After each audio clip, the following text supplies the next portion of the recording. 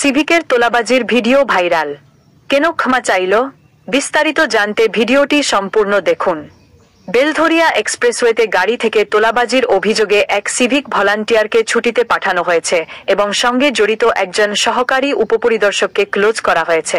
ব্যারাকপুরের police commissioner Ajay ঠাকুর জানিয়েছেন, অভিযুক্তদের বিরুদ্ধে বিভাগীয় তদন্ত শুরু হয়েছে।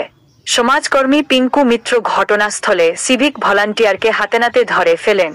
এই ঘটনার একটি ভিডিও সোশ্যাল মিডিয়ায় ভাইরাল হয়েছে, যেখানে অভিযুক্ত সিভিককে হাতজোড় করে এবং কান ধরে ক্ষমা চাইতে দেখা গেছে।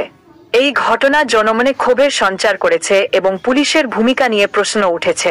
তদন্তের ফলাফল এই মামলার পরবর্তী দিক নির্ধারণ করবে। ভাইরাল ভিডিওটি স্পষ্টভাবে দেখায় যে অভিযুক্ত সিভিক ভলান্টিয়ার গাড়িচালকদের কাছ থেকে টাকা দাবি করছিলেন।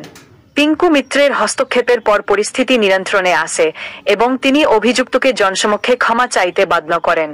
এই ঘটনা সোশ্যাল মিডিয়ায় ব্যাপক আলোচনার জন্ম দিয়েছে, যেখানে অনেকে পুলিশের এই ধরনের আচরণের তীব্র নিন্দা করেছেন। সিভিক ভলান্টিয়ারদের ক্ষমতার অপব্যবহার এবং তাদের উপর নজরদারির অভাব নিয়ে জনগণের মধ্যে উদ্বেগ বাড়ছে। পুলিশ প্রশাসন জানিয়েছে, এই তদন্তের মাধ্যমে ঘটনার পূর্ণ সত্যতা উদ্ঘাটন করা হবে এবং দোষীদের বিরুদ্ধে কঠোর ব্যবস্থা নেওয়া হবে।